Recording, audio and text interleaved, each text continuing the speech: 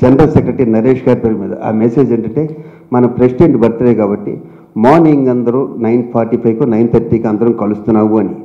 నేను మా మిస్సెస్ని 9:30 గుడికి తీసుకెళ్ళాలి. అమ్మ నువ్వు గుడిలో వెయిట్ చేస్తుండు, నేను ఆఫీస్కి వెళ్తాను, మా జనరల్ సెక్రటరీ నరేష్ గారు వస్తారు, ఇది ఆయన వైపుకి జరుగుతుంది, ఫస్ట్ టైం బర్త్డే ఇక్కడ ఉన్నాం కాబట్టి వాళ్ళందరినీ కలుసుకొస్తానని 9:45కి నేను మూవీ ఆర్టిస్ట్ స్టేషన్కి వెళ్తే అక్కడ హేమ గారు వచ్చారు, ఆర్టిస్ట్ హేమ, ఇంకో ఒకళ్ళు ఇద్దరు ఆర్టిస్టులు వచ్చారు. అంటే ఆఫీస్ బ్యారర్స్ చూసి వస్తుంటారు న్యాచురల్గా. 10 అయింది, 10:30 అయ్యింది. నేను ఆఫీస్లో అడుగుతున్నామన్న నరేష్ గారు ఎక్కడున్నారు అడగనంటే, సార్ సరే సందులో ఉన్నారంటండి, ఇదిగోండి కారు ఏదో అడ్డొచ్చిందంటే వెనక్కి తీసుకుని వెళ్ళి అలా వస్తున్నారంటండి, ఇదిగో వచ్చేసారండి అంటుంటే 11 అయింది. మా మిస్సెస్ గుడిలో వెయిటింగు, నేను ఆఫీస్లో వెయిటింగ్.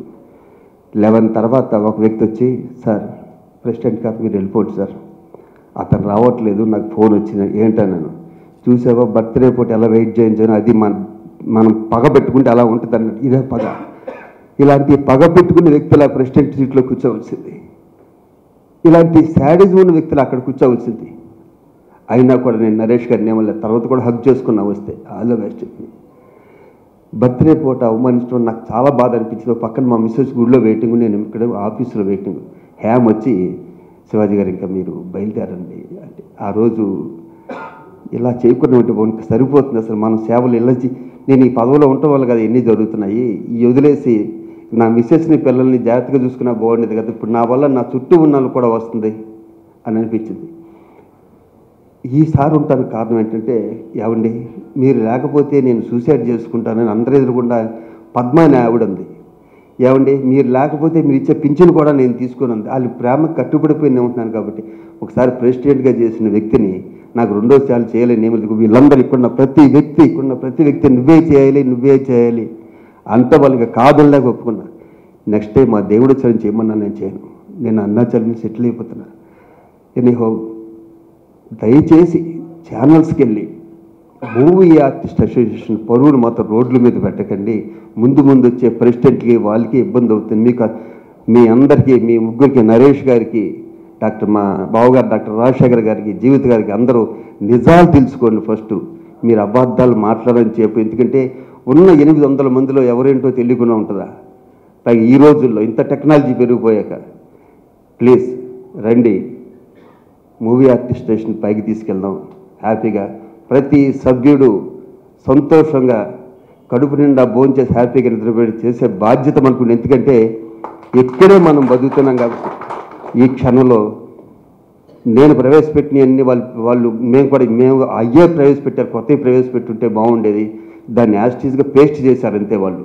అయినా కూడా మేము ఎవరు బాధ మా అందరికీ తెలుసు కాబట్టి అక్కడ ఆల్రెడీ మేము ఏదైతే అపోలో హాస్పిటల్ అనౌన్స్ చేశానో నేను అయ్యే చెప్పారు. ఇప్పుడు కొత్తగా నేను అలాంటి వాళ్ళతో స్నేహం చేస్తాను, ఈ ఒక్క ముక్క చెప్తాను. రియల్ ఎస్టేట్లో ఇదిగో దీంట్లో తప్ప ఏమన్నా వాళ్ళు ప్రవేశపెట్టిన ఇది కంప్లైంట్ కాదు, నిజాలు తెలుస్తాయి. ఎందుకంటే వాళ్ళు మాట్లాడితే పేపర్లు తీస్తుంటారు, ఇదిగో పేపర్ అని. ఇంకొక విచిత్రం ఏంటంటే, మీలో చాలామంది నా ఫ్రెండ్సేగా, వీళ్ళందరూ ఉన్నారుగా, ఎవరైనా ఫోన్ చేస్తే 24/7 నేను లిఫ్ట్ చేయకుండా ఉంటానంటే, నేను బాత్రూంలో ఉన్నప్పుడు లేకపోతే ఎక్కడ ఉన్నప్పుడు లిఫ్ట్ చేయొచ్చాము కానీ వెంటనే మళ్ళీ ఫోన్ చేస్తాను. నా మీద అభియోగం నేను ఫోన్లు ఎత్తానని. ఇండస్ట్రీలో వాళ్ళకి తెలియదండి, శివాజీ రాజా ఫోన్ ఎత్తాడో, ఎవరి ఫోన్ ఎత్తుతారో, ఎవరు ఫోన్ ఎత్తారో ఇండస్ట్రీ వాళ్ళకి తెలీదు. అంటే ఇంక అబద్ధాలు చెప్పేస్తుంటే మేము దాన్ని ప్రతిసారి ప్రెస్ మీట్లు పెట్టుకుని ఇలా కాదు ఇలా చెప్పాల్సిన దుస్థితికి రావటం అన్నది నాకు చాలా బాధ అనిపించింది. ఇప్పుడు రాత్రి నా స్నేహితుడు ఇలా అన్నీ వచ్చి కూర్చుని ఒక పని చేయి, నీ కొత్త ఆలోచన ఏమన్నా ఉంది, ఒక ఆలోచన ఉంది. ఇక్కడ ప్రతి ఆర్టిస్టు 365 డేస్ బిజీగా ఉండడు, కానీ పెద్ద ఆర్టిస్టులు మాత్రం ఒక సినిమా చేస్తే వాళ్ళకి ఇంచుమించు ఒక 5 నెలలో 6 నెలలో ఇంట్లో గ్రాసరీస్కి ఇంట్లో గ్రాసరీస్ కానీ ఇంకో దానికని ఇబ్బంది రాదు. కానీ లోయర్ క్యాడర్ ఆర్టిస్టులకు మాత్రం కొంచెం ఫుడ్ విషయంలో ఇబ్బంది ఉంటుంది. నువ్వేం పర్లేదే, నువ్వు చేసే ప్రతి మంచి పని కలనే ఉంటాను, నా పేరు చెప్పకు, నువ్వు ఒక 50 మందికి అనౌన్స్ చేయి. ఒక ఫ్యామిలీకి 6 నెలలకు ఏం సరిపోతుందో 2 బస్తాలు బియ్యం, నూనె, పప్పు, ఉప్పు అన్నీ ఇచ్చేద్దాం. కానీ 6 నెలలు వాళ్ళు కష్టపడి సంపాదించుకుంటారన్నారు. ఈ క్షణంలో నేను చేస్తున్నా, 50 మందికి 6 నెలల సరిపడా గ్రాసరీస్ ఇవ్వడం జరుగుతుంది. అలాగే ఉన్న పింఛను నేను చిత్రపూరి కాలనీ వెళ్ళి అక్కడ ఫ్లాట్స్ అవన్నీ చూసి వస్తే అందరూ చాలా సంతోషంగా ఉన్నారు. కానీ ఈ తీసుకునేది ఏమవుతుందంటే అండి డైరెక్టర్ గారు, ఈ 5,000లో పాపం వీళ్ళంతా సిన్సియర్గా వచ్చారంటే మేము కూర్చుంటే మొన్న, సార్ మీరు ఇచ్చే 5,000లోనూ 3,700 సరుకులకు అవుతుంది సార్, కనవ 1,700 ఎంత మిగులుతుంది దాచుకుంటున్నాం సార్ అంటే నాకు ఎంతో ముచ్చటేసిన వాళ్ళ జెన్యూనిటీ ముచ్చటేది. అంటే మీరు ఇచ్చే డబ్బులు, మీరు పెన్షన్తో ఇచ్చే డబ్బులు మేము పైసా కూడా వేస్ట్ దుర్వినియోగం చేయట్లేదు సార్ అన్నారు. కానీ వాళ్ళని చూస్తే వాళ్ళ ట్యాబ్లెట్స్ ఖర్చు అవుతుంది. ఇప్పటి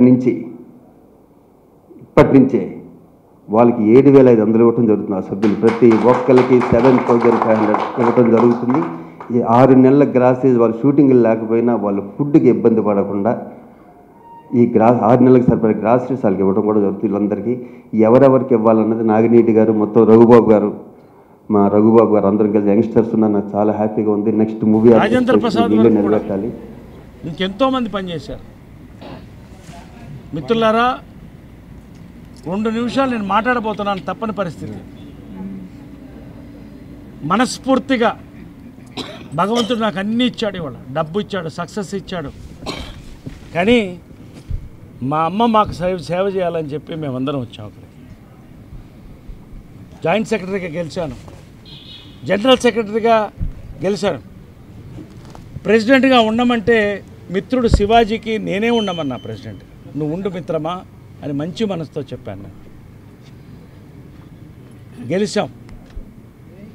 మనస్తాపాలు వస్తూ ఉంటే నేను కాదంటం లేదు. 2వ టర్మ్ ఇదంతా తెలుసు కాబట్టి కొత్తగా చెప్పేది ఏం లేదు, కానీ చెప్పాలి. 2వ టర్మ్ నువ్వు అడిగావు, మనస్ఫూర్తిగా నువ్వు ఉండండి జనరల్ సెక్రటరీగా జనరల్ బాడీలో నేను అనౌన్స్ చేశాను. అబద్ధ వాగ్దానాలు నేను చేయను. కానీ మానసిక క్షోభకు గురయ్యాం. అది ఎవరి వల్ల నేను చెప్పను. ఇవాళ క్యాంపెయిన్లో మేము ఎవరిని ఒక మాట అనలేదు. ఎవరిని తప్పుగా అనుకోవద్దండి, ఎవరిని దూషించడానికి అనలేదు. ఆయన అమ్మ ఇచ్చింది నువ్వేం చేశావని కొంతమంది, హ్యాండ్ శానిటైజర్లు వాడుతున్నారు వీళ్ళ కూడు తినాలని కొంతమంది, ఇలాంటి భయంకరమైన మెసేజ్లు మాలో ఎప్పుడు చూడలేదు. ఇలాంటిది నాకు ఇదేనా నా అమ్మ మా అనిపించింది. నాకు మా అందరికి కూడా గుండె మీద చేసుకుని వెళ్ళిపోయాం. అమ్మని నమ్ముతాను, తల్లిదండ్రులు గౌరవిస్తాం, మా కోసం ఊడిగం చేస్తాం. నేనేం మాట్లాడలేదు. ఎన్నో రకాలుగా ఇబ్బందులు పడ్డాం. ఇవన్నీ కూడా మా మధ్య, కానీ బయటకు వచ్చింది కాబట్టి చెప్తున్నా. మిత్రమా శివాజీ, నాకు 50 ఓట్లు రావు, నువ్వు జీవితంలో ప్రెసిడెంట్ కావు అన్నావు. నువ్వు I'm telling, I have to tell. I'm telling, ఇదన్నీ ఓపెన్గా మాట్లాడింది. ఈ రోజున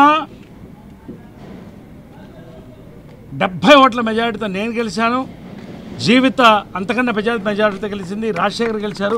అందరి పైన గెలిచాం. అందరం ఒకటే. మేము శివాజీ కూడా ఒకటే. మిత్రమా, ఎప్పుడు నీతో ఉన్నాను నేను. We love you, we will forgive. కలిసి పని చేద్దాం, రండి. ఎటువంటి వేరే ఆలోచనలు పెట్టుకోకుండా మా దగ్గర వచ్చిన వాళ్ళందరినీ ఆదరిద్దాం. ప్రతి ఒక్క సభ్యుడికి మీకు ఏం కావాలో మేము మేనిఫెస్టో విడుదల చేశాం. పెద్దలు చిరంజీవి గారు మాట ఇచ్చారు, నేను మాట్లాడతాను ప్రభుత్వంతో ఆఫీస్ బిల్డింగ్ కొరకని ఆయన మాట ఇచ్చారు. ఆయన కృష్ణరాజు గారు వేదిక పైన వాళ్ళు కూడా చెప్పారు మేము ఉంటామని. ఇండస్ట్రీ అంతా మనతో ఉంది. ఏ పదవులు ఉన్నా లేకపోయినా ఇప్పటికీ చెప్తున్నాను, రండి. ఇది ఎవరిని దూషించడానికి నేను లేదు, నా మనసుని చెప్తున్నాను అంతే. సారీ నేను ఏమన్నా తప్పుగాని ఉంటే కలిసి పనిచేద్దాం. మాలో ఒక మార్పుకు రావాలనే చెప్పాం మేము. సిల్వర్ జూబ్లీ ఇయర్ మచ్చలు ఏమన్నా ఉంటే తుడిపేసి ముందుకు పోదామన్నాం. ఇవాళ అదే యజ్ఞంలో మేము ముగ్గురు ఉన్నాం. అందరి ఆదరణ ఉంది. ఎవరైతే ఓడారో గెలిచారో అందరూ మా దగ్గరికి రండి. ఎవరైనా కమిటీలో ఉండొచ్చు. అందరికీ ఆహ్వానం ఉంది. కలిసి పనిచేద్దాం. Shivaji, I love you. నీ మీద ఎటువంటి శత్రుత్వం నాకు లేదు. మనమంతా 30 ఏళ్ళు కలిసి పనిచేసాం industry. Let us be happy. ఖచ్చితంగా మాలో మర్చిపోలేనట్టు టర్మ్ కృష్ణార్జునులు మీరు ఇచ్చిన మాటకు నా చెల్లెమ్మ, మా బావగారు అనాలా, బావగారు మేమంతా కలిసి పనిచేసి మేము ఒక మంచి టర్మ్ని ఇవ్వడంతో పాటు ఒక మంచి లీడర్షిప్ని అందిస్తా.